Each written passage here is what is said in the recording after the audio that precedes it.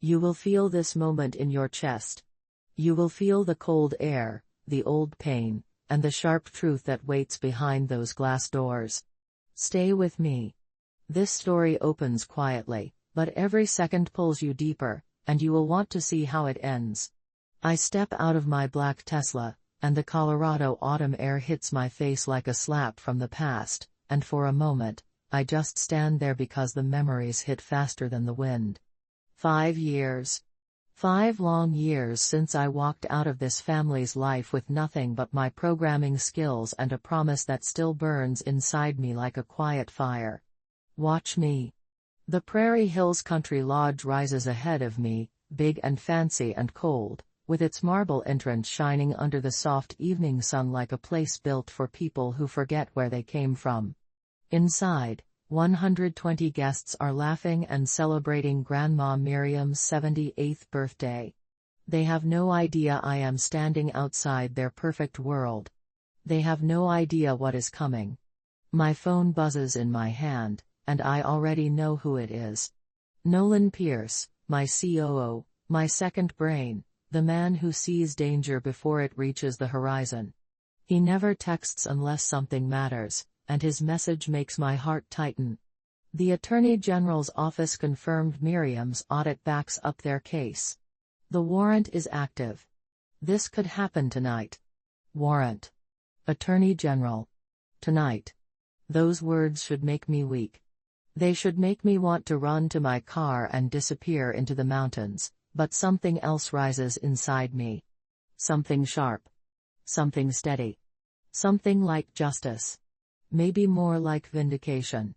I adjust my $3,000 Armani blazer, the charcoal fabric heavy and strong on my shoulders, like armor made for someone I never believed I could become, the same family who once laughed at me, ignored me, pushed me aside, called me a failure, told me my life was a joke, now has no idea that the daughter they tried to break became the woman who runs a $180 million cybersecurity empire. Watch me. I whisper it without thinking, but my fingers shake anyway because that old version of me still lives somewhere in my chest, scared and small and begging for approval I never received. And the memory hits me, sudden and sharp, the night everything snapped. 5 years ago. The Grant family dining room with its huge mahogany table, crystal chandelier worth more than most cars, and the cold eyes of the people who raised me but never saw me. I was 26. I was desperate. I was still trying to earn their love like it was a prize I could win if I tried hard enough. Playing with code isn't a career, Alexis. Dad's voice still rings in my head with that tired disappointment he used like a weapon. Douglas Grant, the real estate mogul, the man who thought the internet was a phase, could not imagine a world where technology mattered more than his old paper contracts. Mom sat down her wine glass with a delicate clink and looked at me like I was wasting her time. When are you going to get serious about your future? Why can't you be more like your sister? The question that had followed me my entire life.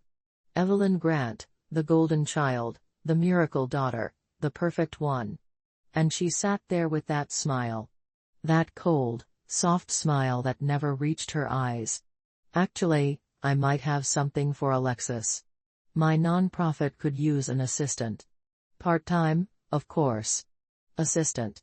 Part-time. After 3 years of building security software that real companies were actually paying me for. After countless nights studying code until my eyes burned. See. Mom's face lit up like Marilyn had just solved world peace. Marilyn always looks out for family. I felt the weight of all my years at once, 26 years of being treated like the problem child. 26 years of being the one who had to prove herself over and over while everything was handed to my sister. I worked double shifts at 16 to pay for college. Marilyn's entire education was paid for. I built something from nothing, and they called it playing. But it was what my mother said next that broke me. I just want to be proud of you, honey. Is that too much to ask? I waited my whole life to hear those 5 words. I am proud of you. I chased those words like oxygen. But she never said them. Not once. Not even when I graduated top of my class. Not even when my first client handed me a check for $50,000 for a security audit no one else could figure out. And in that moment, sitting at that huge table under that stupid chandelier, I finally understood the truth. The game was rigged. It had always been rigged. They needed me small. They needed me struggling. They needed me to fail so Marilyn could shine. I stood up without even thinking. Dad froze. Mom blinked. Marilyn's smile slipped. Watch me, I told them. 2 words. Soft, simple, quiet. But they changed my entire life. I walked out of that house, blocked every number, packed my tiny studio apartment with nothing but $1,000 laptop, and built Vanguard Shield from scratch. I coded 18 hours a day. I slept on the floor sometimes.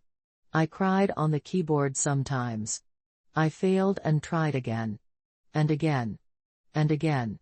For 5 years, I chose myself. And it was the most terrifying and most freeing choice I ever made. Now I am standing here again, outside the Prairie Hills Lodge, and that scared 26-year-old girl is still whispering inside me. You don't belong here. They will crush you again. But she is wrong. I am not her anymore. I am A.L. Grant, CEO of Vanguard Shield. Forbes 35 under 35. The woman who protects power grids and hospitals and entire states. The woman who signs paychecks for 47 employees. The woman who built something real while her family played pretend. The doors of the lodge swing open as a couple walks out, their pearls and suits glowing under the lights. They do not recognize me. Why would they? The last time this society saw me, I was the Grant family embarrassment. The disappointment. The failure. Tonight, I am something else. My phone buzzes again. Nolan. You sure about this? I can handle everything. You don't have to walk into this. I almost smile. Nolan is the closest thing I have to family now. The brother I chose. But running would prove they were right. And I am done running. I text back. I've got this. I grip the door handle. Through the glass I see faces I once knew. Relatives. Old neighbors. People who only remembered me as the daughter who couldn't live up to her sister. Grandma Miriam is in there too. The only one who ever saw me. The only one who loved me without conditions. And I came for her. For the woman who always fought for me, even when she didn't know how deep the wounds ran. I take a breath and step inside. The ballroom air hits me like warm smoke. Perfume, laughter, money, fake smiles, and the heavy scent of old judgment. Conversations stop. Forks freeze. Heads turn. And I keep walking. My heels sound sharp on the floor. My spine feels straight. My heart feels steady. And then I see her. Marilyn. Standing at the microphone, rehearsing a speech. She goes pale the moment she sees me. The room shifts. People whisper. Some look confused. Some look annoyed. Some look curious. But I don't shrink. I don't hurry. I don't bow. I walk like a woman who knows her worth now. Like a woman who built her own life without their approval. Like someone who came here for one reason only. To stand in her truth and watch the real truth unfold. Because tonight is not the night they break me. Tonight is the night everything breaks open, and you need to stay with me, because the moment that cracks this entire room wide open is coming next. And the air inside the Prairie Hills Lodge feels tighter than the marble walls around us, like the building itself knows a storm is about to hit. I stand near the back of the ballroom, letting every pair of eyes settle on me, and I can feel the old whispers rising like ghosts. Failure, disappointment, odd one out, but none of them touch me now because I am not that girl anymore and this room is about to learn who I really became. Marilyn tries to recover her voice first, gripping the microphone like it might save her, her smile stretched thin and trembling around the edges because she did not expect me to walk into her spotlight. "Ladies and gentlemen," she says with a forced laugh, "we have a surprising guest tonight." Her eyes flicked toward Mom and Dad, craving approval even now, but both of them look too shocked to move. I stand still, calm, steady, unbroken. Marilyn continues her rehearsed attack, her voice trying to sound warm but cracking like thin ice under pressure as she talks about family loyalty, responsibility, and how some people forget where they came from when they get a little success. She wants them to look at me and see the old scapegoat. She wants them to judge me before the truth hits her like a hammer. But something shifts in the room. A few people glance at me, study me, and they see something different. They see the quiet confidence. They see the strength I never had 5 years ago. They see the woman who walked out and came back standing straighter, sharper, stronger. Marilyn goes on and on, trying to weave a perfect trap of shame around me, but her words feel empty in the air because the truth is already walking toward her. The ballroom doors open again. 3 figures step inside. 2 detectives and an investigator from the Colorado Attorney General's office. Their badges catch the light of the chandelier, and the entire room goes silent so fast it feels like someone pressed mute on the world. The lead detective speaks first. His voice cuts through the air with calm authority. "Miss Marilyn Grant." The microphone slips in her hand. "Yes. You are under arrest for embezzlement and fraud." The words hit the ballroom like thunder. A wine glass shatters. Someone gasps so loudly it echoes. Marilyn freezes, eyes wide, mouth hanging open, her perfect world collapsing in slow motion as the detectives approach her. I stand still. No smile. No gloating. Only the quiet truth of what happens when you try to tear down someone who stopped living for your approval. The handcuffs click around her wrists, and the sound slices through the silence like a clean cut. Mom stumbles to her feet, shock on her face. Dad's hands shake as he reaches out but does not move because deep down he knows something real just happened. The detectives guide Marilyn past the tables, and the room watches her fall from the pedestal they built for her. When she reaches me, her eyes lock with mine. Fear. Rage. Confusion. And something else, recognition. She knows this moment is not a mistake. She knows justice has finally come. But I don't speak. I don't move. I only watch as they lead her away, because justice does not need applause. The doors close behind her, and the room erupts. Voices rise. Questions fly. People look at me like I am the answer to every question that just detonated in their perfect evening. Dad storms toward me first, confusion turning into panic. "What did you do?" he demands, gripping the table edge for balance. "How could you sabotage your own sister like this?" Mom stands behind him, tears streaming down her face, shaking her head over and over as if denial could erase handcuffs. I take a breath, steady and calm. "I did nothing. The Attorney General's office acted on evidence. Evidence they already had." Grandma Miriam stands slowly, and when she speaks, the room falls into reverent silence. "Alexis did nothing wrong." Her voice is clear, strong, steady. "I commissioned my own audit months ago. Marilyn stole from her own charity. She stole from our family trust. She fooled all of you." The shock across the room is like a wave crashing through a crowd at once. People clutch their pearls. People whisper accusations. People stare at Grandma Miriam as if she just revealed the sky was a lie. Dad shakes his head violently. "Mother, that cannot be true." But Grandma nods, her voice colder now. "I have the records. The forged signatures. The missing funds. The vacations she claimed were work trips. The money taken from the trust meant for my care." Mom sinks into a chair, trembling. Dad covers his mouth with a shaking hand. The room shifts again as people turn toward me, not like before. Not with judgment. With realization. With shock. With something close to respect. Cousin Tessa reaches me first. Alexis? I am so sorry. We all believed her. We thought you were the problem. We thought you were dramatic. We thought, I know, I say gently, because I do. I know how stories shape people. I know how lies sound like truth when told often enough. Grandma takes the microphone again, and her voice softens in a way I have dreamed of hearing for years. Before tonight ends, I want to say something about my granddaughter Alexis. I swallow hard. She looks at me with eyes full of things she never said but always meant. I am proud of her. The room shifts.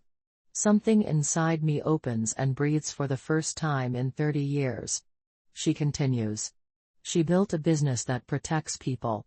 She built a life they tried to take from her. She walked away not out of selfishness but out of survival. Her voice trembles but does not break. I should have said this long ago. But I am saying it now. I am proud of her. And for the first time in my adult life, I feel seen. Not as the failure, not as the disappointment. Not as the family scapegoat. As myself. The ballroom feels different now. Lighter.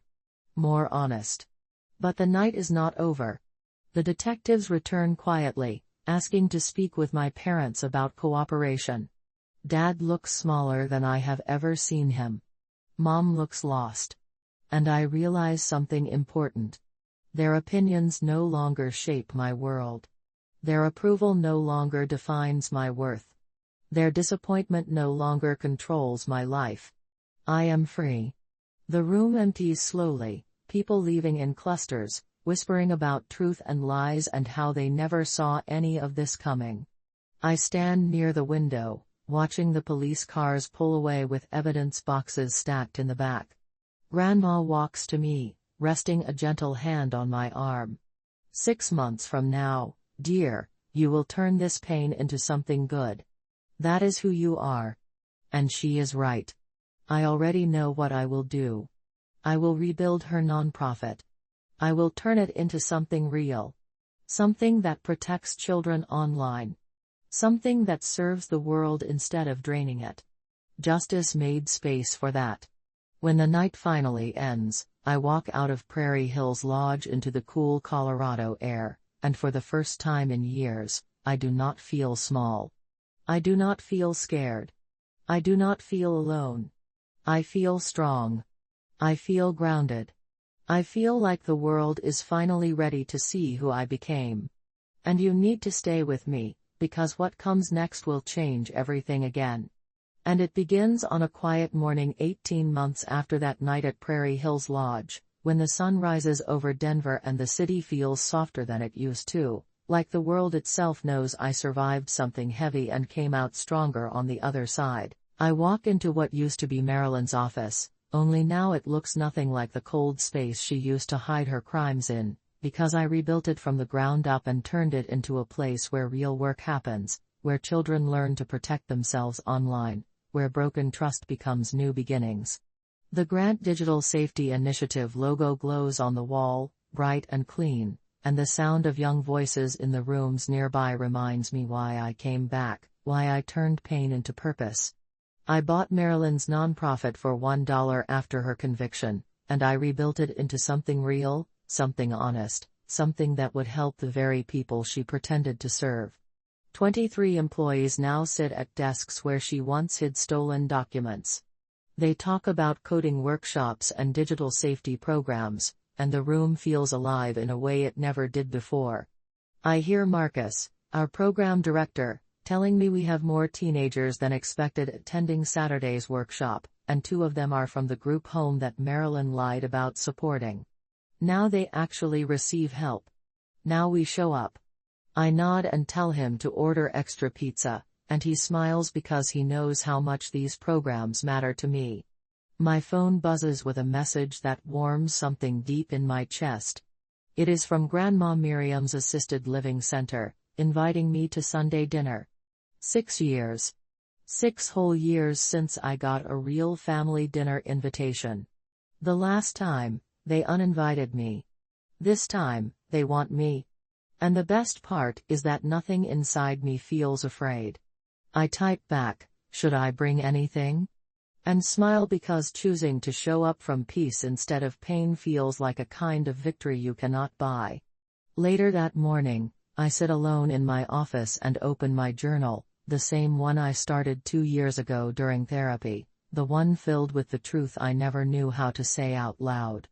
I remember Drive Martinez telling me, "Your family's approval is not the currency of your life," and it changed me in a way that still echoes. I was always feeding a broken vending machine, looking for love in places that never had any to give, but now I understand that worth comes from what you build, not from who refuses to see it. My phone rings again, and this time it is Nolan, now promoted to president of Vanguard Shield, telling me we secured a $50 million contract to protect critical infrastructure. I laugh, not because of the money but because it feels good to be part of work that matters. After work, I drive to Sunset Manor with flowers for Grandma Miriam. She sits at a table with a little birthday crown on her head, smiling like she has been waiting decades for this kind of quiet, peaceful family moment. The dinner is small, gentle, honest. No staged perfection. No forced smiles. Just people talking about real things. Aunt Sandra talks about her garden. Uncle Robert shares a funny story about a construction project. And Grandma asks about the man I met in Seattle, the one who builds renewable energy systems and makes me laugh without trying. I tell her maybe, and she smiles like she already knows the rest of that story. When I leave the facility that night, I feel lighter, as if I finally understand that family isn't defined by blood. It is defined by who shows up with honesty and respect. People who hurt me lost their power. People who care gained a place in my life. I drive home through the glowing lights of the city, and my phone shows 17 missed calls from a blocked number. I know it is Mom, still trying to pull me back into old patterns, still thinking guilt has power over me, but I do not listen. I delete every message without opening them, the same way I delete spam, because sometimes healing means closing doors that lead to the same old hurt. In the morning, I wake up early to prepare for my mentorship group, the one I created for young female entrepreneurs who face the same family sabotage I survived. 3 women arrive on time, clutching notebooks and hope. They sit across from me with eyes full of fear and hunger, the same look I had when I left my parents' house 5 years ago. I tell them what I wish someone had told me back then. Your worth is not up for debate. Your dream is not up for vote. Your success will offend people who benefit from your silence. They write every word like it might save them. And maybe it will. By the time the group ends, I feel something warm inside me, something like purpose, something like closure. Later, I return to the foyer of the Grant Digital Safety Initiative and watch teenagers learning to write their first lines of code, the same way I did when I was young and scared and alone. But they are not alone. They have a place now because I turned my pain into something useful. My phone buzzes with a notification. Local news. A story about the initiative's impact. They interview one of the teens who says, "Miss Grant made me believe I can do something great." I stand still for a long moment, letting those words sink into the cracks where old wounds lived. The sun sets, painting the city in orange and gold, and I walk outside with a feeling I cannot fully name. It is not pride. It is not relief. It is something deeper. Something like peace. 5 years ago, I walked away from my family as the failure. Today, I walk into my life as the woman I became because I finally chose myself. I built something real. I protected people who needed it. I found a family made of choice, not blood. I learned that justice does not always roar. Sometimes it whispers. Sometimes it takes years. Sometimes it arrives quietly, in the form of a calm heart that no longer breaks when old voices call. And this is the part that matters most, the part I want you to hear clearly, the part that every person with scars needs to understand. You are allowed to outgrow the people who tried to shrink you. You are allowed to become someone they never believed you could be. And you are allowed to walk into the life you built without waiting for their permission. Because sometimes, the strongest thing you will ever do is simply show up for yourself. And this story is not about revenge. It is about rising. It is about becoming.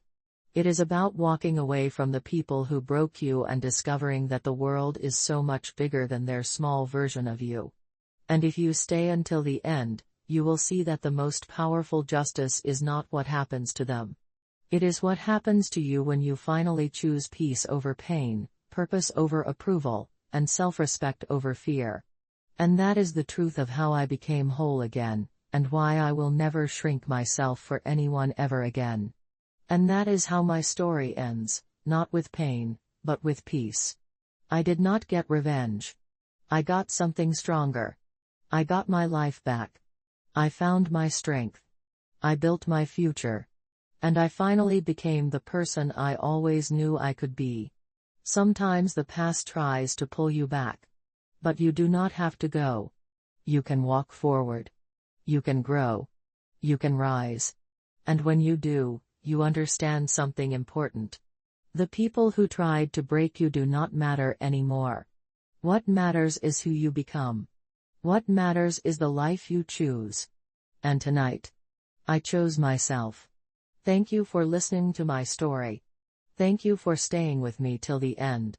Your support means more than you know. Tell me where you're watching from. I love reading your comments. If you enjoyed this story, please like the video. Subscribe for more powerful life stories every day. Hit the bell icon so you never miss a new story. Your support helps this channel grow. Thank you so much.